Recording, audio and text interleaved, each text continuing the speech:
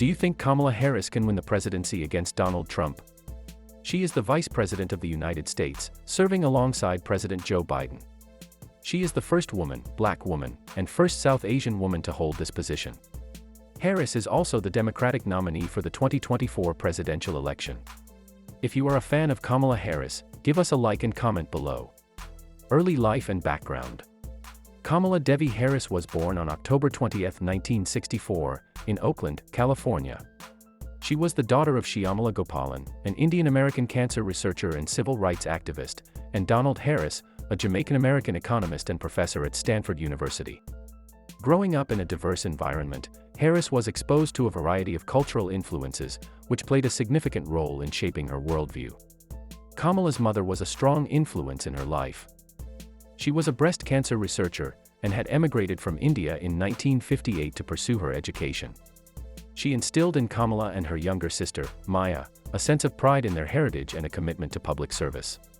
Kamala's father, Donald, was also an academic, contributing to her early exposure to intellectual and social justice issues. Education and early career.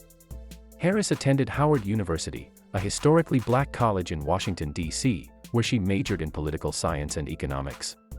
Howard University is known for fostering leadership and political activism, and Harris was active in student government. She graduated in 1986 and went on to earn her Juris Doctor, J.D., degree from the University of California, Hastings College of the Law, in 1989. After completing her law degree, Harris began her career in the Alameda County District Attorney's Office, where she specialized in prosecuting child sexual assault cases. Her early work in the DA's office laid the groundwork for her career as a prosecutor and established her as a strong advocate for justice. Rise in politics, District Attorney and Attorney General. In 2003, Kamala Harris made history by being elected as the District Attorney of San Francisco, becoming the first woman and the first person of color to hold the position. Her tenure was marked by a focus on reforming the criminal justice system. She launched initiatives aimed at reducing recidivism and created a re-entry program for low-level offenders. Harris also faced criticism for her decisions in some cases, particularly regarding her stance on the death penalty and her handling of cases involving police misconduct. In 2010, Harris ran for Attorney General of California. Her campaign focused on consumer protection, fighting transnational gangs, and reducing truancy rates in public schools. She won the election by a narrow margin, becoming the first woman, first African American, and first South Asian American to hold the office. As Attorney General, Harris continued her focus on criminal justice reform, while also tackling issues like human trafficking, privacy rights, and environmental protection. She gained national attention for her legal battles against the big banks following the foreclosure crisis, resulting in a significant settlement for California homeowners. U.S. Senate career. In 2016, Harris ran for the U.S. Senate seat from California, vacated by retiring Senator Barbara Boxer. Her platform included advocacy for criminal justice reform, environmental issues, immigration reform, and healthcare access.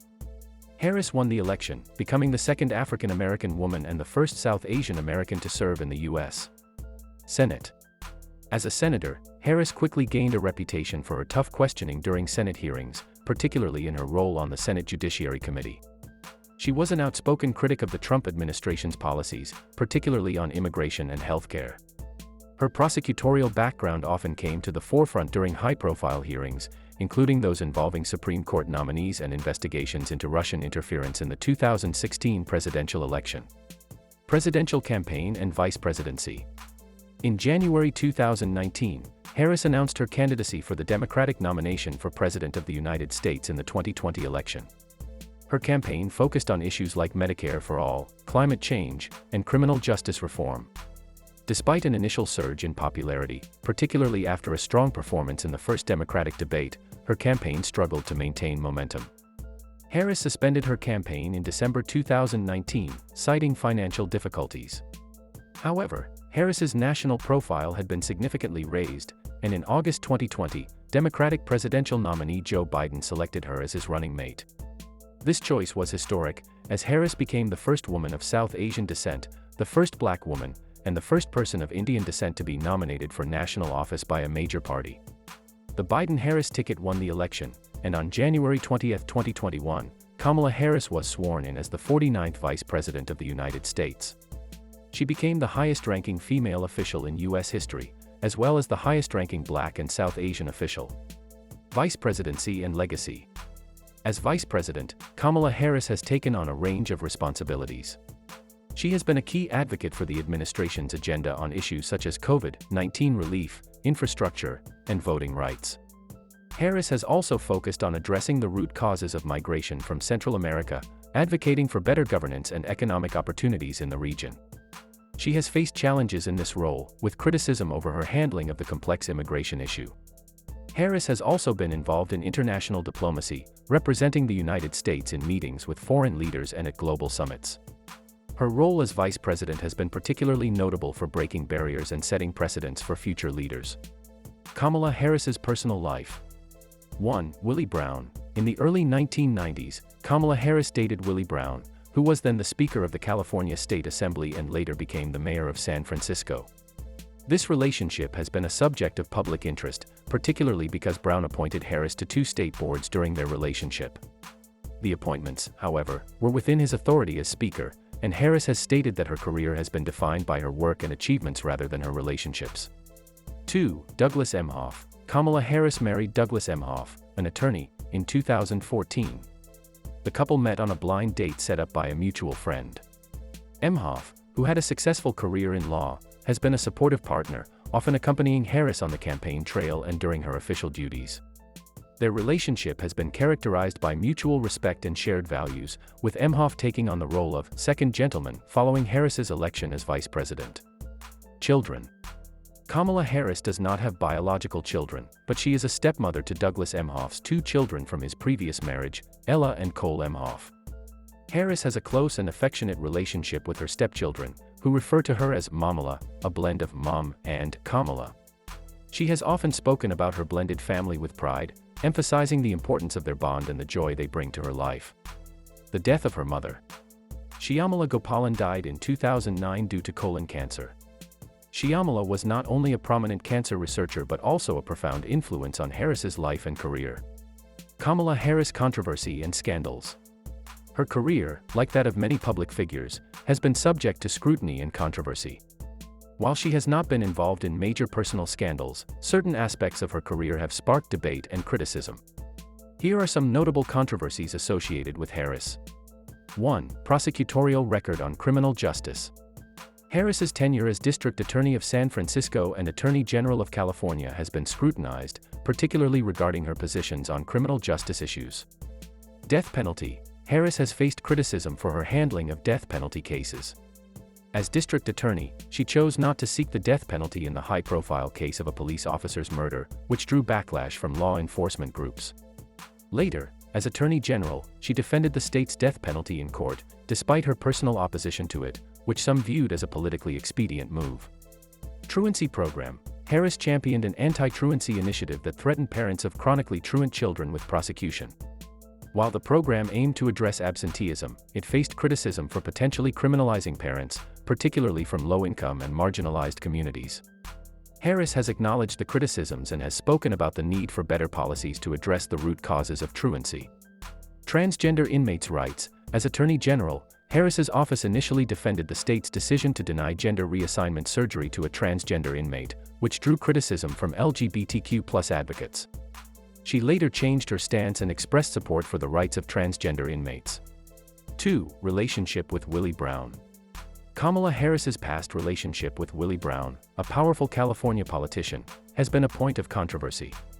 During their relationship in the early 1990s, Brown appointed Harris to 2 state commissions, which led to accusations of favoritism and questions about the influence of the relationship on her career.